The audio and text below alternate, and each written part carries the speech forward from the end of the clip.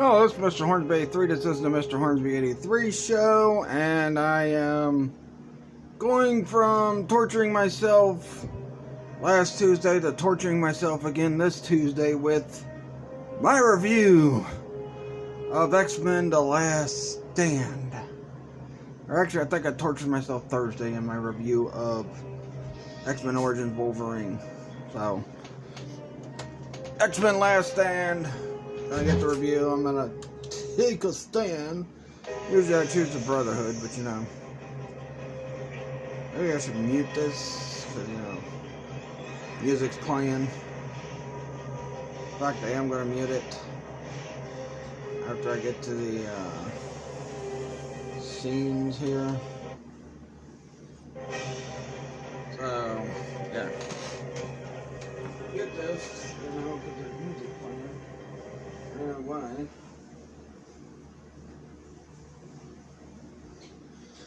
Alright, so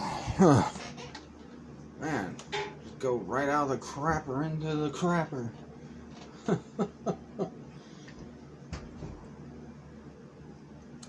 Because what's going on with the scenes?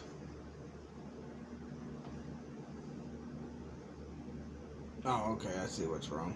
Alright. I got confused by a minute. X-Men The Last Stand. Now, this movie, well, first off, let me get to something else.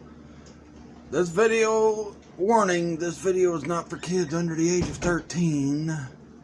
So, these are PG-13 movies. So, anyway, now that's out of the way. So, this movie has a distinct privilege and honor. Go in your room. Distinct privilege and honor of freaking trying to settle two X-Men storylines in one movie. Now, why this movie wasn't broken up into a two-part movie was beyond me. Because they're trying to do the Dark Phoenix, and then they're trying to do the freaking Dark Phoenix and the Cure storyline. So both of those storylines. Close your door too. Both those storylines in one movie. And after the way X-Men 2, X-Men United ended, oh, it seemed like they were setting up for possibly seeing the Sentinels. But guess what? Bryan Singer leaves the project to do the worst Superman movie ever.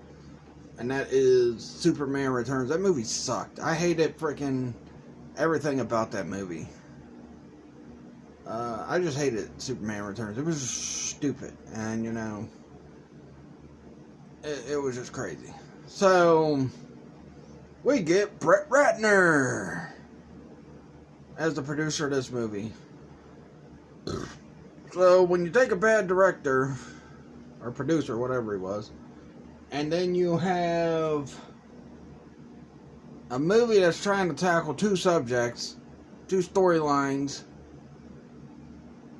which in one movie, it's just ridiculous. You know, The Cure, why not focus completely on The Cure with this movie? Then later on down the road, do a Dark Phoenix movie. Or focus on Dark Phoenix, and then go and do a, or like, just do a Dark Phoenix movie and go do, you know, the Cure movie down the line. Guess what? Neither one of those happened. Also, we got Magneto rejecting the Cure. He's causing problems. Pyro's causing problems. You know, they're not fond of the Cure. Rogue gets the Cure, you know. This movie's just a jumbled mess of complete and utter garbage. And yeah, this video's not going to be a half hour either. I'm not doing no half hour video. Like the last couple of reviews I've done, which I think was Wolverine, the X-Men Origins Wolverine and all that. So, you know, so also you're trying to shoehorn other characters in. Like, I think the little Chinese dude supposed to be Spike. I don't know. Then you got, Arclight brought in the movie. You kill off Cyclops. You supposedly kill off Xavier to the end credit scene. Which I guess if you saw the beginning of the movie, it kind of foreshadowed that Xavier was going to use that body for something. So you're shoehorning in Beast. You're shoehorning in Arclight. You're shoehorning in possibly Spike. Shoehorning in a bunch of characters that, didn't even get mentioned in this. And as I eloquently mentioned on my commentary, oh yeah, you're also shoehorning Angel in. As I eloquently pretty much said on my commentary of the first X-Men movie on Facebook, that you're shoehorning Kitty Pryde in. Colossus gets a bigger role. Colossus have kind of been in all three movies. Like, you've seen him for a short scene in 1, then you see him for a short couple scenes in 2, and then you finally see him here. Now, honestly, I did not care about seeing the Dark Phoenix movie. Yeah, the Cure would have been a nice thing to do. But what I would have liked to seen was Sentinels. And guess what? We don't see them till what? 4 movies after this?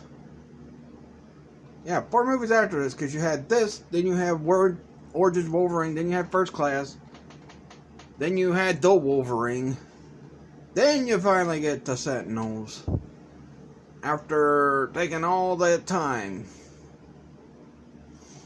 Oh yeah, you're also shoehorning the Juggernaut. I forgot the Juggernaut's in this movie. Like I'm sure a lot of other people did. And the way he gets beaten, yeah, wow.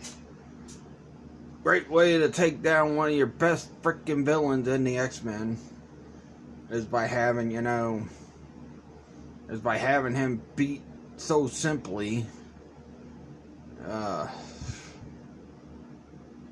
don't know what to say. This movie is just terrible. I mean, honestly, though, I will say I would prefer this over the freaking most recent X-Men movie we just saw, which was, this time the movie was actually called Dark Phoenix. I mean, also they introduced power scales in this, like Dragon Ball Z style power scaling in this movie, which we had never seen before. And Xavier's trying to tell, hey, look, Jean's out of control, blah blah blah. But guess what? Magneto don't listen. He encourages Jean to use her powers, and guess what? Jean uses her powers, kills Xavier, or so we thought. Then,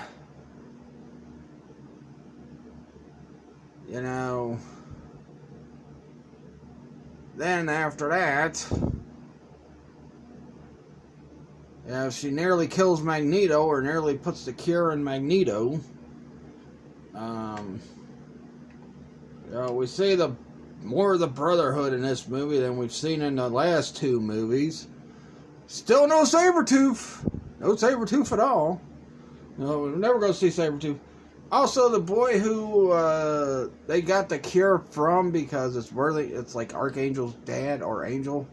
I always call him Archangel, but Angel's dad.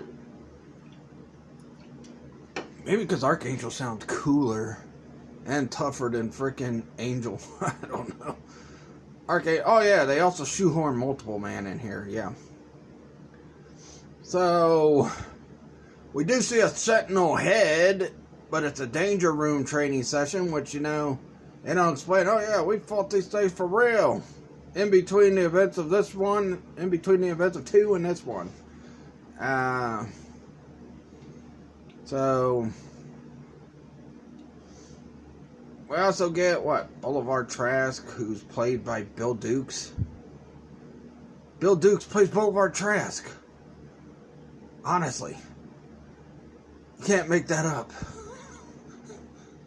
Not the old guy that's up at the top of the screen, but frickin' Bill Dukes. The crazy bald guy for Predator. Well, actually, there were two crazy bald guys. But anyway, back to the kid that the cure comes off. I would not have been upset at all had they done something where it was really Apocalypse disguised as a kid. Like, they had an end credit where Apocalypse wipes out everybody at the end and says, I was tricking all y'all because guess what? I'm Apocalypse. I'm not this kid. And since I'm the first mutant, I know how to make a cure for mutants. Blah, blah, blah. You know, like, at least what they did with the animated series. I mean, honestly. We get a little bit of more Wolverine and, Magneto rivalry in this. And if you can see it, well, Magneto just got stuck with the cure by Beast. But apparently it was a useless cure because guess what? At the end, he looks like he's getting his powers back. So, yeah. This movie's just dumb. Now, yeah, it makes sense to me that Wolverine could be the only one to stop Jean and kill her because he's got the healing powers and the adamantium, so it's going to be hard to kill him. Even though it didn't seem too hard in Logan, all you need is a superior clone of Logan and then boom, he's dead. Well, that mixed with, he's probably 1,000 years old by the time Logan takes place. So...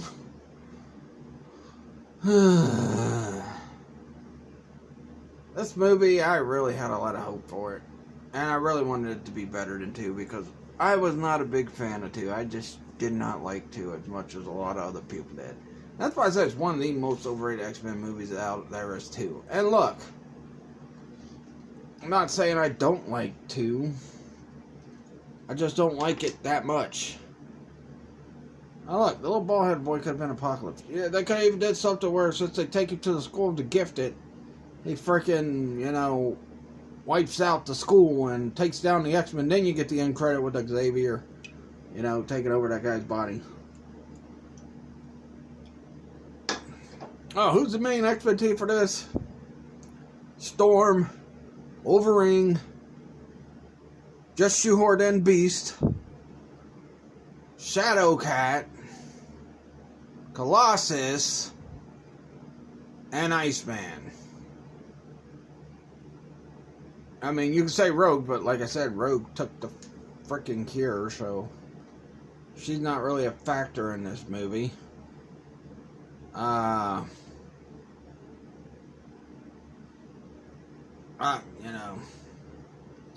Honestly though, I gotta say, this ending reminded me so much of the Van Helsing ending. If anybody's seen Van Helsing with Hugh Jackman, it was kind of similar to the Van Helsing ending than it freaking was. And, he's holding a woman he loves and he's crying. He's like, Jane! Jane! Jane!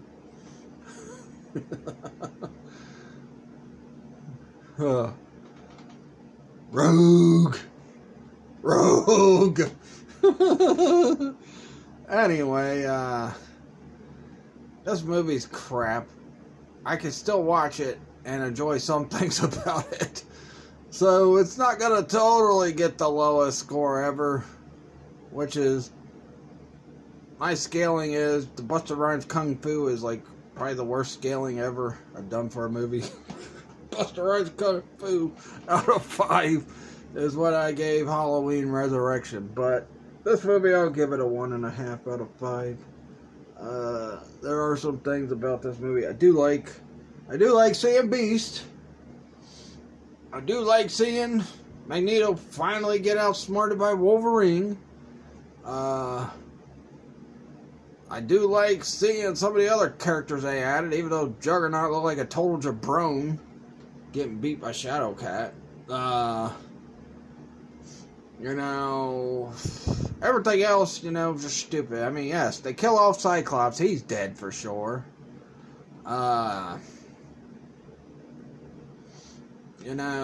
Cyclops is dead for sure until Days of Future Past rectifies that.